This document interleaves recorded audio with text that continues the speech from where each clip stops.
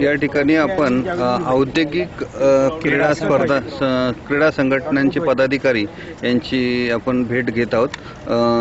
सन्माननीय या ठिकाणी आप्पा देगावकर, त्यानंतर विजय हिंगे सर, मी वसंत ठोंबरे आणि सेक्रेटरी, आणि हे सदाशिव गोडसे सेक्रेटरी।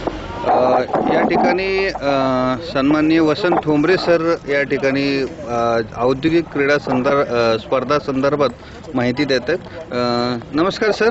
नमस्कार, मी वसंत ठोंबरे बोलतोय। सर, ही जी औद्योगिक क्रीडा स्पर्धा आहे तर त्याचा इतिहासासंदर्भात माहिती सांगा। आमची औद्योगिक क्रीडा संघटना हिला 53 वर्ष पूर्ण झालेली आहेत आणि औद्योगिक क्रीडा संघटना ही महाराष्ट्रातच नव्हे तर संपूर्ण भारतामध्ये काम करणारी, कामगारांसाठी काम करणारी ही एकमेव संघटना आहे आणि आमची सर्वात जुनी अशी संघटना आहे। यामध्ये आम्ही 16 खेळ, एका वर्षामध्ये 16 खेळाचे आयोजन करतो। त्यामध्ये इनडोअर गेम्स आणि आउटडोअर गेम्स, मैदानी स्पर्धा व अंतर्गत स्पर्धा यामध्ये घेतो। अंतर्गत स्पर्धेमध्ये carrom, table tennis, badminton, chess, नंतर वेटलिफ्टिंग, स्विमिंग ह्या असतात आणि बॉडी शो। त्यानंतर मैदानी ज्या स्पर्धा आहेत त्यामध्ये क्रिकेट, ज्या क्रिकेटच्या स्पर्धा 2020 असतात त्यामध्ये 24 संघ भाग घेतात सगळ्या औद्योगिक क्रीडा संघटनेचे। त्यानंतर कबड्डीच्या स्पर्धा असतात, नंतर ॲथलेटिकच्या स्पर्धा असतात, त्याचबरोबर सिंहगड चढण्याची स्पर्धा आहे, योगाची स्पर्धा आहे, बास्केटबॉलची स्पर्धा आहे। अशा कबड्डी, बास्केटबॉल। कबड्डीच्या स्पर्धा सर कोणत्या ठिकाणी घेतल्या जातात? कबड्डीच्या स्पर्धा गेली अनेक वर्ष शिवाजी उदय मंडळ, तानाजीनगर, चिंचवड येथे आयोजित करतो। शिवाजी उदय मंडळाचं आम्हाला या ठिकाणी भरपूर सहकार्य लाभतं। सदा गोडसे मार्गदर्शनाखाली राष्ट्रीय खेळाडू श्रीयुत सदाभाऊ गोडसे, कबड्डी प्लेयर, यांचं आम्हाला नेहमीच मार्गदर्शन लाभतं। सर, आजची जी ॲथलेटिक मीट या ठिकाणी होते तर ह्याच्यामध्ये किती कंपन्यांचा सहभाग आहे? यामध्ये 10 कंपन्यांनी सहभाग घेतलेला आहे।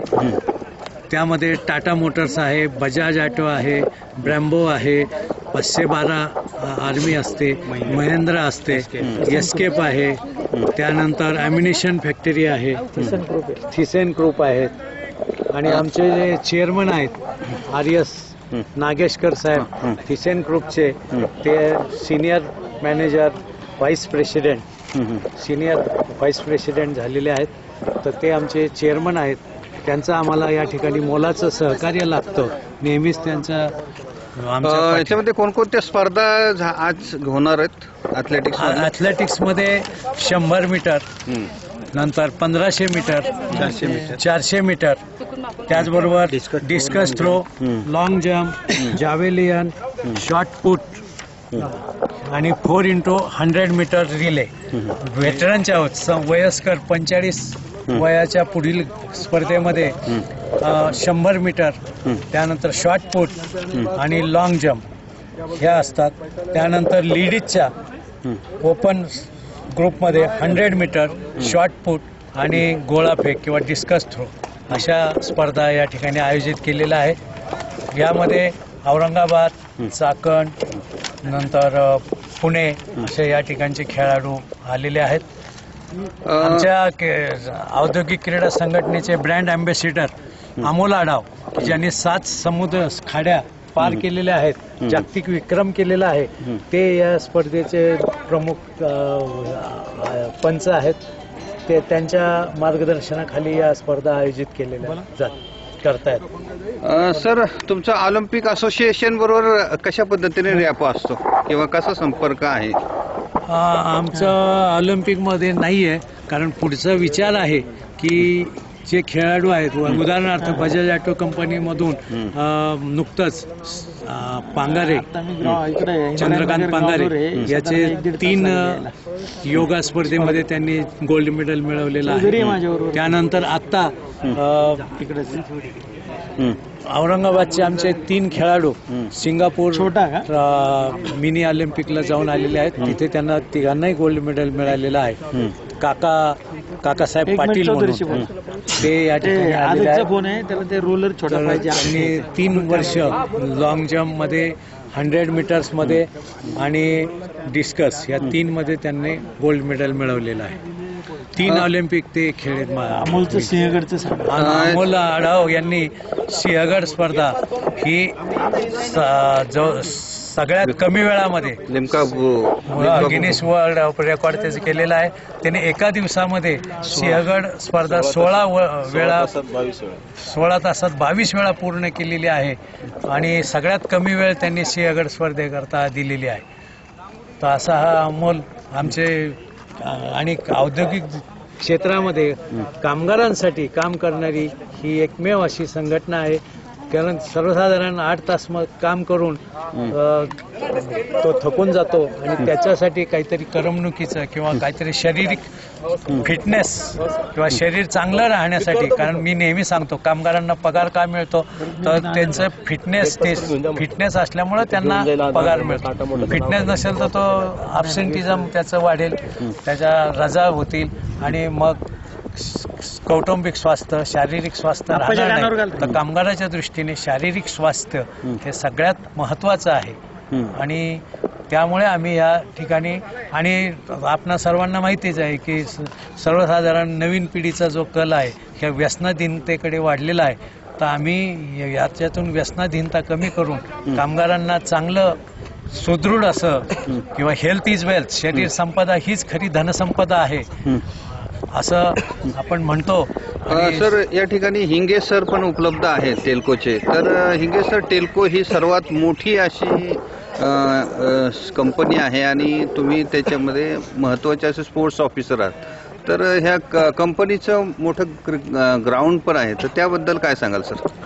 आमचं ग्राउंड आम्ही साधारण 7 ते 8 वर्षापूर्वी फुल क्रिकेट ग्राउंड आहे. फुल क्रिकेट ग्राउंड म्हणजे 75 यार्डचं फुल क्रिकेट म्हणजे संपूर्ण बाजूने आहे आणि एक उत्कृष्ट विकेट्स तिथं आहे. संपूर्ण ग्रीन ग्राउंड आहे आणि तिथे चांगल्या मॅचेस, इन्व्हिटेशनच्या मॅचेस झालेल्या आहेत. चांगले प्लेअर म्हणजे पीयूष चावला वगैरे प्लेअर अंडर BCCIच्या मार्गदर्शनाखाली खेळून गेलेले आहेत त्या ग्राउंडवर. सर तुमचे रणजी ट्रॉफीचे खेळाडू पण तुमच्या इथले ऑफिसर आहेत. हो. तर मिलिंद गुंजाळ स्पोर्ट्स मॅनेजर आहे आमच्या इथं. तर त्यांच्या मार्गदर्शनाखालीच आम्ही ग्राउंड तयार केलं ते आणि ते आज नाहीत, अनफॉर्च्युनेटली रजेवर आहेत ते 8 दिवस. तर ते संपूर्ण स्पोर्ट्स मॅनेजर म्हणूनच त्यांचे टाटा मोटर्समध्ये जॉईनिंग झालेले आणि त्यांच्या अगोदर रमेश तावडे म्हणून आपले हे होते. रमेश तावडे नंतर ते जॉईन झालेले आहेत ते. सर तुमच्या इतर सुद्धा स्पर्धा त्या ठिकाणी होत आहेत, जसं लॉन टेनिस किंवा इतर, तर त्यांचे कशा पद्धतीने प्रॅक्टिस चालते त्या ठिकाणी? आमच्या इथं टाटा मोटर्समध्ये पहिल्या इंटरनल स्पर्धा होतात, इंटर डिपार्टमेंट स्पर्धा होतात. इंटर डिपार्टमेंट स्पर्धेनंतर आम्ही त्याच्यातून इंडस्ट्रियल आणि इंटर टाटा म्हणजे ऑल ओव्हर इंडियामध्ये जेवढ्या टाटाच्या फॅक्टरी आहेत त्यांच्या स्पर्धा असतात इंटर टाटा. त्यासाठी संघ सिलेक्ट करतो आणि त्यांना आम्ही 2 तास ऑन ड्युटी देतो. 2 तास फॅसिलिटी आहे वर्षातून 2 महिने. त्याच्यानंतर स्पर्धेसाठी तो संघ पात्र होतो आणि इंटर टाटा आणि इंडस्ट्रियल याच्यासाठी ते खेळले जातात. सर ह्याच्यासाठी ज्यावेळेला बक्षीस मिळवलं जातं खेळाडूंनी, तर त्या खेळाडूंना काय मानधन किंवा इतर काय? मानधन नाही, आमच्याकडे ती फॅसिलिटीज आहे, ट्रॉफीज आहेत कंपनीच्या वतीने ट्रॉफीज आणि आमच्या वर्षातून एकदा अॅन्युअल गेट टुगेदर असतं. त्याच्यामध्ये आम्ही उत्कृष्ट खेळाडू काढतो आणि त्यांना एनकरेज करतो, त्यांना बक्षीस देतो. आमच्या कंपनीतर्फे 2 वर्षातून एकदा ट्रॅकसूट दिला जातो खेळाडूंना, जे सलग 2-3 वर्ष खेळलेले आहेत इंडस्ट्रियल किंवा इंटर टाटा स्पर्धेत, त्यांना आम्ही ट्रॅकसूट देतो. आणि दरवर्षी खेळणाऱ्यांना किट म्हणून 1000 रुपयाचं क्रिकेट साहित्य, संपूर्ण साहित्य दिले जातं त्या गेमचं. सर वर्ल्ड वेटरन्स स्पर्धा सुद्धा होतात, तर त्यासाठी काय पाठवले जातात का तुमचे खेळाडू? कंपनीतर्फे नाही पाठवले जात, पण इंडिव्हिज्युअल मला वाटतं आता आमचे जोशी टेबल टेनिस वाले काय ते जोशी अविनाश जोशी आणि संजय पानसरे हे 2-3 प्लेयर गेले होते खेळायला आता, पण कंपनीतर्फे काय त्यांना दिलं जात नाही तसं. या ठिकाणी गोडसे सर पण उपलब्ध आहेत जे एस्केप कंपनीमध्ये काम करतात, तर आपण त्यांना विचारूया की एस्केप कंपनीच्या वतीने कशा पद्धतीने स्पर्धा चालतात. तर एस्केपच्या वतीने फुटबॉलचा संघ पाठवला जातो. एस्केप कंपनीतर्फे जे शालेय विद्यार्थी आहेत झोपडपट्टीतल्या वगैरे आणि शालेय विद्यार्थ्यांसाठी त्यांचे सिलेक्शन केलं जातं आणि त्याची टीमचं वर्षभर प्रॅक्टिस घेतलं जातं आणि त्या प्रॅक्टिसमधून सिलेक्ट करून ती मुलं स्वीडनमधल्या टुर्नामेंट फुटबॉलच्या खेळण्यासाठी पाठवली जातात. हा एक क्रिकेट आणि फुटबॉल अशा 2 खेळासाठी मुलं पाठवली जातात. सर, एस्केप कंपनीच्या काय फॅसिलिटी आहेत स्पोर्ट्स संदर्भात वेटरन्ससाठी किंवा तुमच्या कामगारांसाठी?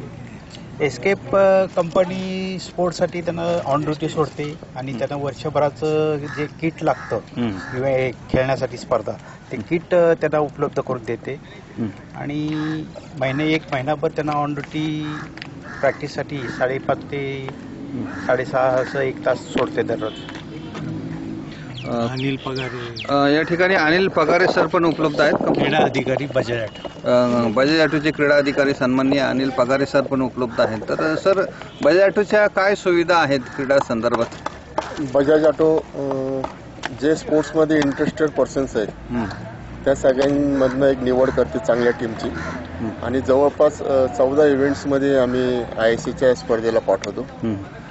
त्या स्पर्धेमध्ये भाग घेताना त्यांना लागणारे जे किट असतं, कधी शॉर्ट्स आणि टी-शर्ट असतील किंवा ट्रॅकसूट असेल किंवा शूज सॉक्स असतील, असे वेगवेगळ्या प्रकारचं जे उपलब्ध असेल ते ज्यांना लागत असेल ते आम्ही पुरवण्याचा प्रयत्न करतो आणि देतो त्यांना.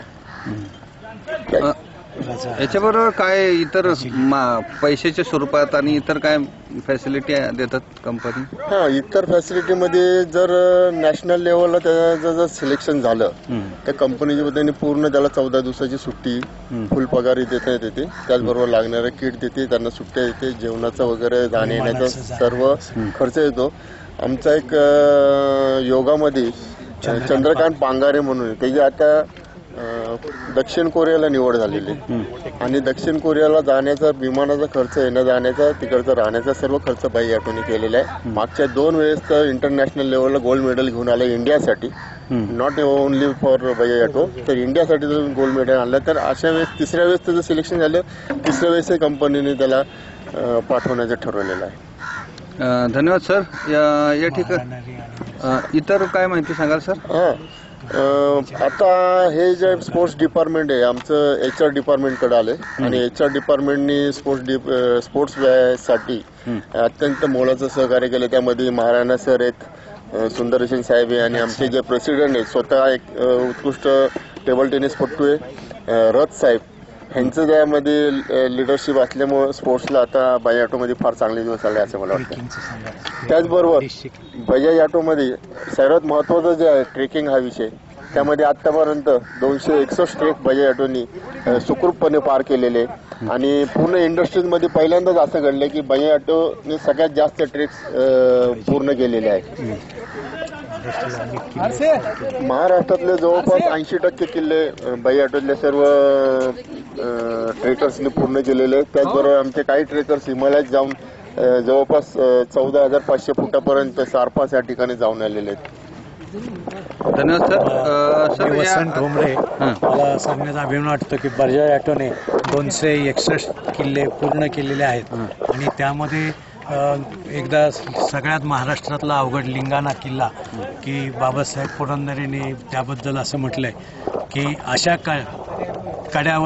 किल्ल्यावर चढण्याची हिंमत फक्त वाऱ्याच्या झोतालाच किंवा उतरण्याची हिंमत फक्त पाण्याच्या धारेलाच. तुम्ही बजाजचे 50 स्पर्धक त्या ठिकाणी घेऊन गेला, मला तुमचा सार्थ अभिमान आहे असं त्यांनी सुंदर पत्र आम्हाला बजाज ऑटो ट्रेकिंग क्लबला दिलं आणि बजाज ऑटो कंपनी ही आमच्या पाठीमागे खंबीरपणे उभी आहे. त्याबद्दल आम्ही बजाज ऑटो कंपनीचे सर्व अधिकारी व कामगार जे स्वतःचे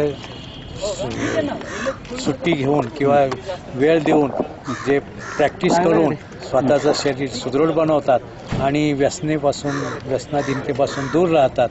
सर तुम्ही आताची जी टुर्नामेंट होती तर त्याच्यामध्ये काय कशा पद्धतीने बक्षिसं दिली जात आहेत काय सांगा? हां, याच्यामध्ये टोटल 52 बक्षिसं आत्ता या ठिकाणी दिली जातील.